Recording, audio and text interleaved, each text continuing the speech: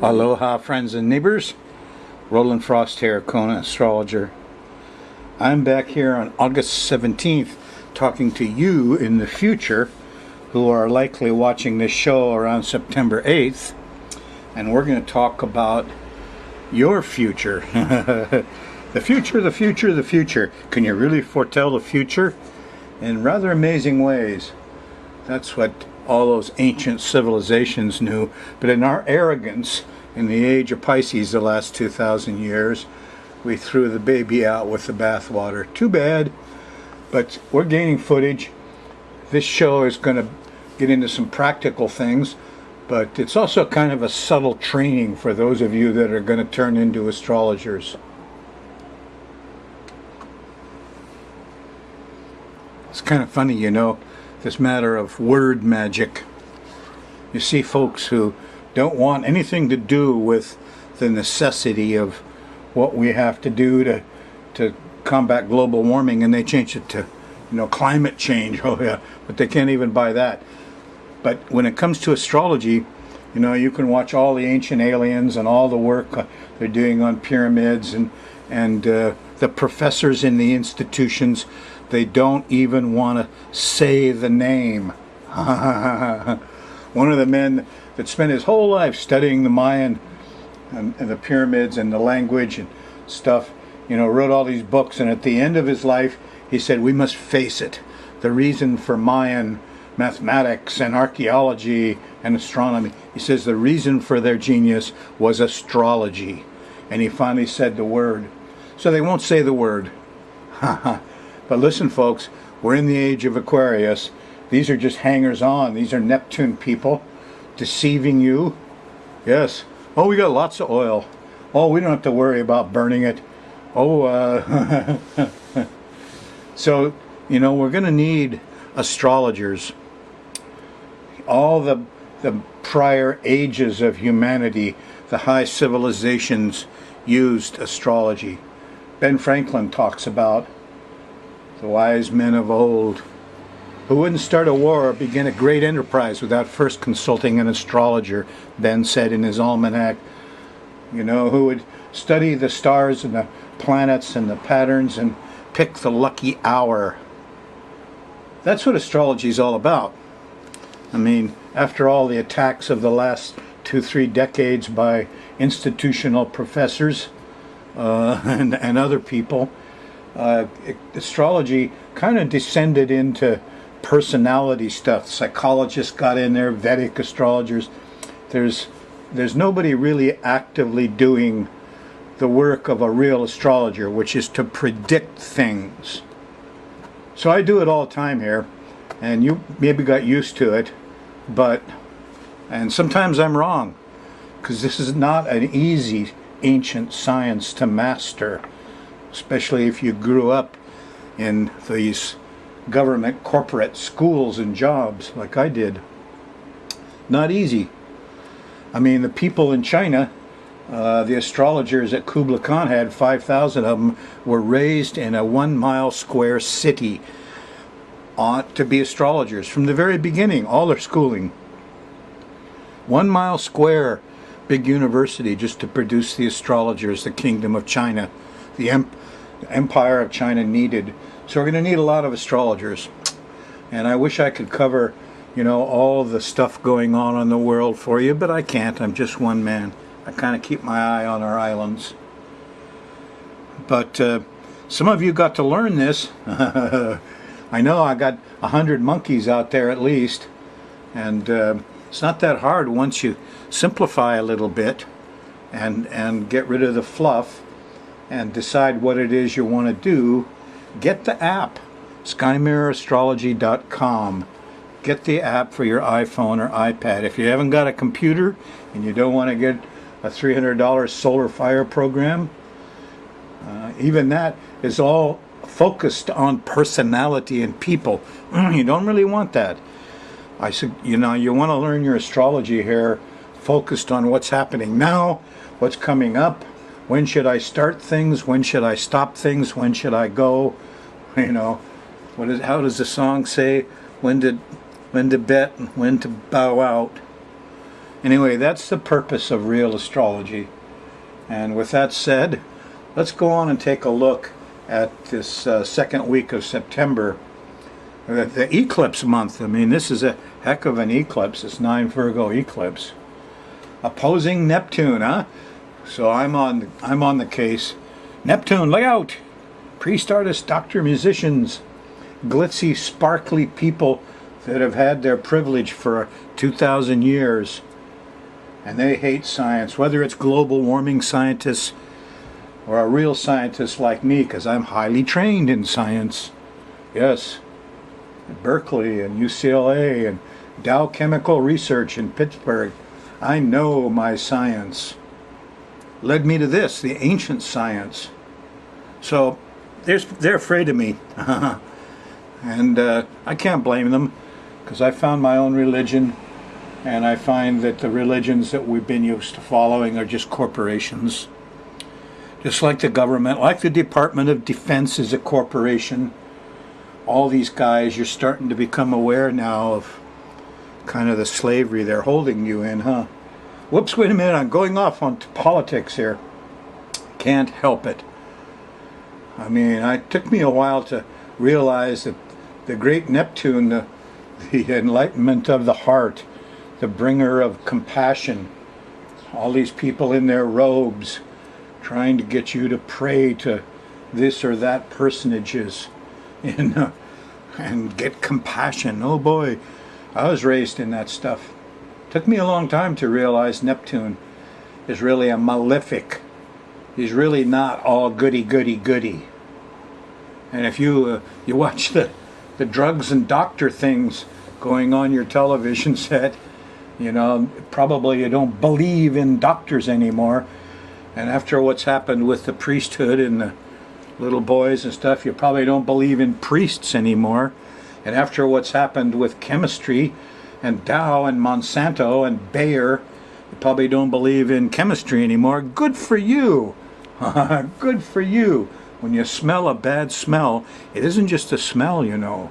There's actually molecules in the air entering your nose. You're being polluted and you call it bad smells. Neptune. When Neptune's really kicking, your sense of smell goes up. When you're feeling really, I mean spiritual, when you're opening up to the true religion, the natural religions, your sense of smell goes up, your sensitivity goes up.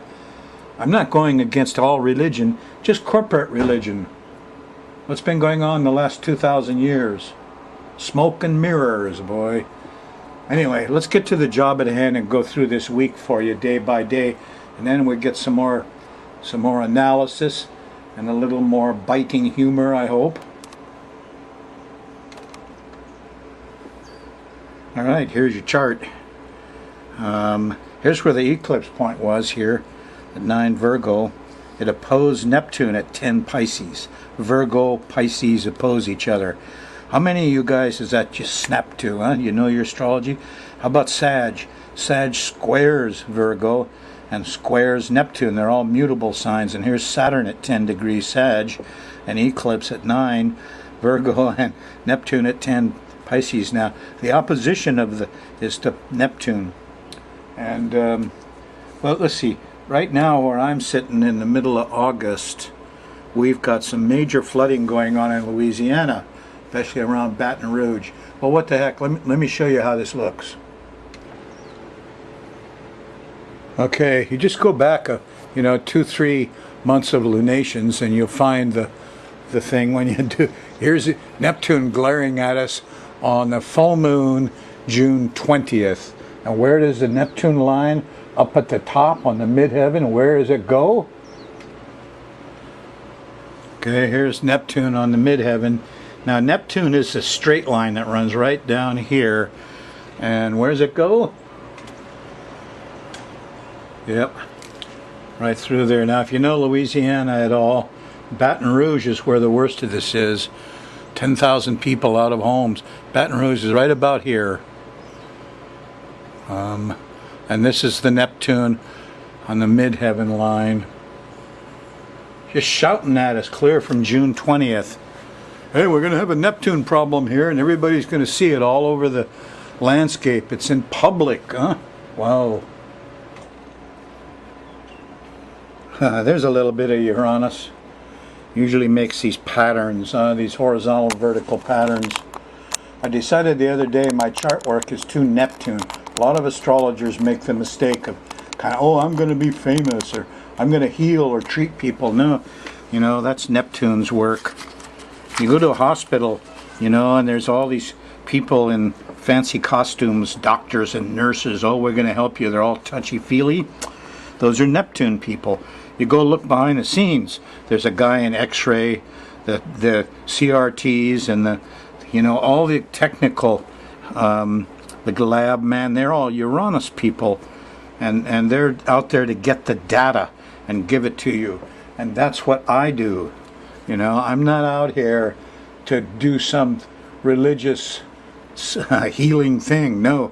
And all of you want to be astrologers, you know, if you want to be a healer, go ahead. Get an acupuncture license, get an MD, learn how to dispense drugs and do all that stuff. Don't call yourself an astrologer. If you're an astrologer, stay out of the treatment business.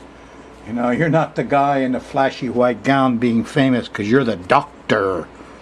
Doctor, doctor, doctor. In Mexico, anybody with any kind of college degree is called doctor. Ha ha ha.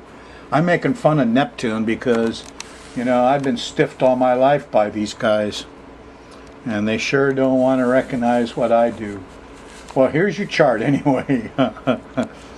It's a little too Neptune because of the blue and reds, huh? Blue and red makes a Superman combination, which is Neptune. And, you know, it's all the flags of people in green and yellow. Those are moon flags.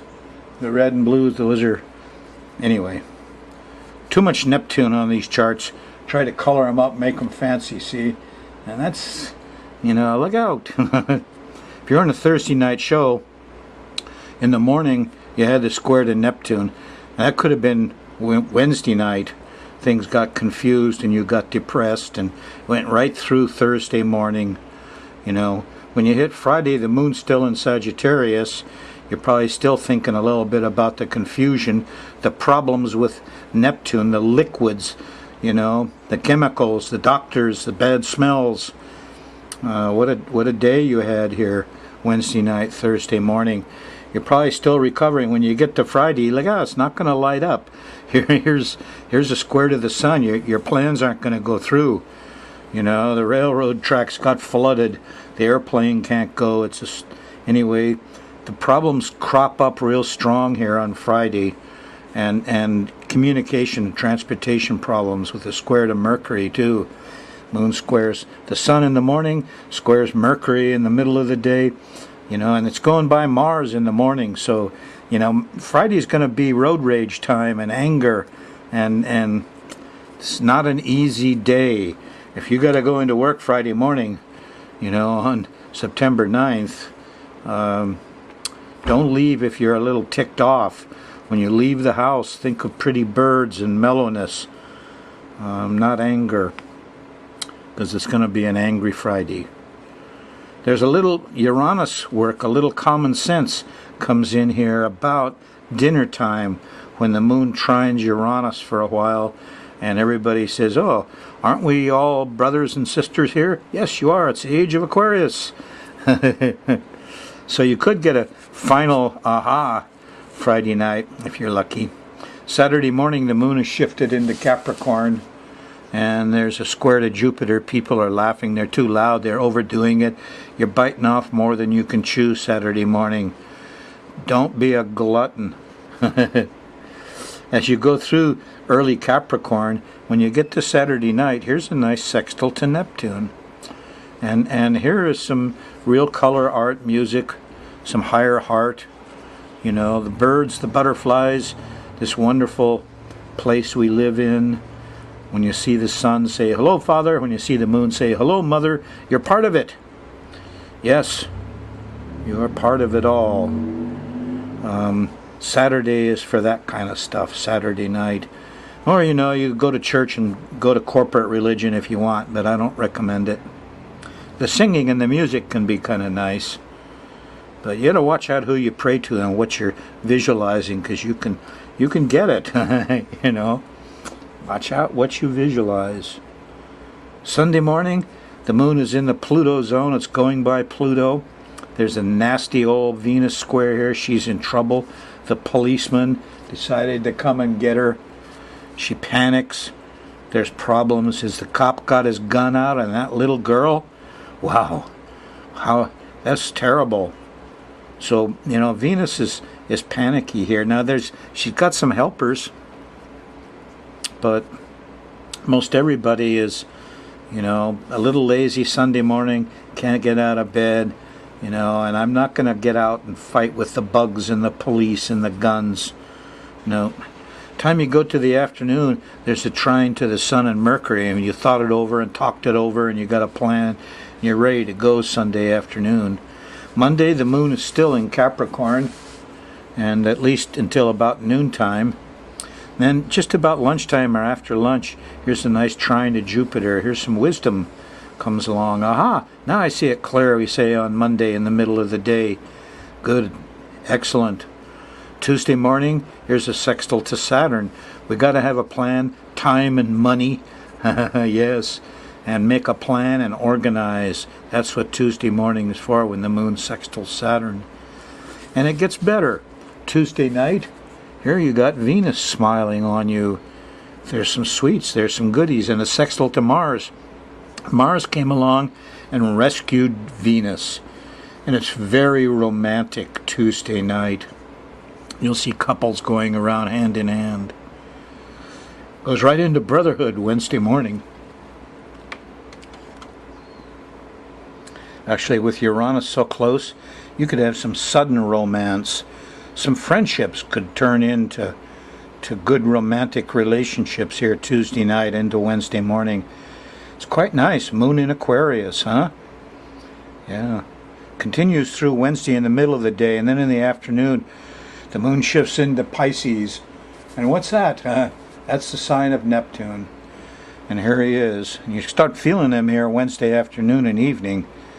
And should I have a beer or not? Wait a minute. Saturn squaring Neptune's a good time to quit. Yeah, at least cut back. Around here, I try to train these young guys about, if you're going to drink, just get 2 beers, 2 beer high. Drink 2 beers quick. Champagne is made to chug the bottle and fill your stomach. That's as much as you can get out of alcohol. But dangerous to operate machinery. So, you know, alcohol just numbs you. It's not a good high. Really isn't. And this is a good time to be cutting back or quitting. The eclipse opposed it. You know, you go wandering around drunk on Wednesday night, Thursday, and you could have real problems here Thursday morning. You could be lost. You're going to feel a little lost anyway and a little scared. That's what that 9-10 degree eclipse is all about. And you're hitting it here on Thursday morning. So, I don't know what kind of Neptune you're thinking about. I'm looking at the Bakken pipeline. They're trying to run through the Cherokee country in Dakota, you know, and you know, it's something like 150,000 barrels a day of crude they want to put across the Indian reservation with that pipeline. Come on, Neptune, we got to stop. You know, who's responsible for taking all the oil out and leaving none for our kids, our grandchildren, our great-great-great-grandchildren? There won't be any oil there. It's not inexhaustible. No. Somebody's got to face down these oil companies and say, you're taking the last of our treasure. That's what's going on here Thursday morning. Get the policeman. Thursday afternoon and evening. There's a sextile to Pluto. Oh, well, we're just fracking. Fracking means you crack the oil sands and get the last little bit out. That's what I did for Dow Research, folks, in research. Secondary oil recovery. I was an expert at getting the last few drops out of an oil sand till I got enlightenment in the mid-30s, and I freaked out and quit. I dropped out and came to Hawaii. And the pollution got me, so I had to drop back in and fight pollution and Neptune again. Anyway, discover the truth Thursday afternoon and evening. And you'll know more about the disastrous Neptune land that we live in. Most of our difficulties in the U.S. are due to Neptune. This is patriotism. This is, oh yeah, I'm patriot of the bears. I'm the patriot of the country. They're fighting the war. The flag wavers are Neptune. Same as the church and the oil and the drugs. These believers in a dream somehow. It's all Neptune stuff. Sober up. Thursday morning, think about it. Sober up. Get some damn control on yourself. Be amazed how you feel if you don't take any alcohol for a while. But it won't keep you totally out of trouble, because Thursday night late, here's opposition to Mercury. Difficult communicating. Some tough talk is going on here, because Friday morning, here's a square to Mars and an opposition. Oh, you're on that full moon. Well, that's the full moon at 24 Pisces. And it's squaring Mars. Everybody's angry for a whole month. And it's too hot. Too hot. Too hot. Yes. Heat waves from the full moon right here. From the middle of September to the middle of October. And there's not enough water. Friday night, here's the opposition to Jupiter. Where's the rain? Rain doesn't come. Fires keep going. Half of the U.S. mainland is burning in Northern California with huge fires, and then in Louisiana it's flooding every place. Very strange. Moon goes into Aries Friday night and opposes Jupiter, and we're all a little ticked off and over celebrating and piggy gluttony. Stop that. You can't have that. Tell those lawyers. Saturday, the moon's still in Aries on the 17th. And there's a nice trine to Saturn. You can get organized in the middle of the day. Make your budget, get organized. It's a good thing, because here it's a square to Pluto Saturday night. Eek, a bug, a little panicky. Doesn't feel too good. You could be into an interruptive period from Saturday night right into Sunday, because here's Uranus. And Venus, the little girls are in trouble. And the airplanes got shut down, and it was what, Pluto?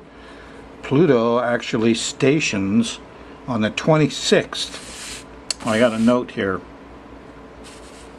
When it stations, volcanoes, lava. What does volcanoes do? Stops air travel. It's this end of the week. Mars sextiles Venus, saves her from the plane and the train incidents. But this 926 station of Pluto, 20 days on either side, it starts to rise, the panicky feeling. What do you mean, nuclear bombs, Pluto? What do you mean, volcanoes? So your eclipse hits basically are on September 8th, September 15th. And those are dates when the moon comes around, sets off that 10-degree mutable stuff, and you'll see some doctors and some priests get busted. The judge is coming down on them. Yeah. There they are. You know, it isn't just Neptune taking a beating. Saturn, you're going to see some politicians and guys in business suits come up bad smelling. Scandals. Here's a personal thing. I go walk in the evening and have some homeless cats I feed, and there was 1,000 minor birds. Minor birds, remember the IQs of 7-8-year-olds? There was 500 to 1,000 of them in a big banyan down by the condo. They cut the banyan, and they all went. Well, they showed up 1,000 yards down here on Princess Cay in another smaller tree, and they've been there ever since. And when I go walking down there in the evening when it's cool, oh, what a racket those minor birds did. And then suddenly, about 4 days ago, around the 11th or 12th, they're all gone. They took off, you know. I don't know, maybe the vacation rentals are the guys that cut their tree down, their home. Been like that for years. But they're very smart animals. Why did they go? Was it too hot? Was there no food? But the whole tribe, 500 to 1,000 birds, are gone. And that whole area is quiet now, all of them. Does anybody know where they went? Anybody in Kona know where suddenly 1,000 minor birds showed up and they make a heck of a racket in the evening arguing over who gets the top roost? Let me know, will you? Call me, 322-3584. Hey, did you see this? A big smiley face. Kilauea is really just Mauna Loa, who protected us through 2 hurricanes. Thank Pele. Here she is smiling after you thanked her. This happened like the end of July, and this guy got a shot of it from the helicopter. Amazing, huh? A smiley face from Pele. Ancient civilizations all agree there's spirit in the mountain. No, it's not a bunch of superstition. When you look at 40 different ancient civilizations over 50,000 years, they all agree these big mountains have spirit. There's a spirit in the mountain. Yeah, listen to Hawaiians, another ancient race. And who's Pele? There she is, smiling and saying, "You're welcome." You know, she's part of the largest mountain on earth, Mauna Loa, who joyfully deflects all the hurricanes away from us to a safe distance, huh? Hooray for Pele! They just discovered a huge wooden Stonehenge. Yes, 1,600 feet in diameter. Wow. What the ancients did, if they wanted accuracy, they just made it bigger. That's what Avery and Stonehenge and all these things were. Very large scientific instruments to do what? Astronomy and mathematics? No. Say the word. To do astrology. Astrology. Bunch of teenage Indians ran from North Dakota to Washington, D.C. to protest a pipeline. Chief Sitting Bull, one of their grandfathers, said, "Let's put our minds together and find how to build good things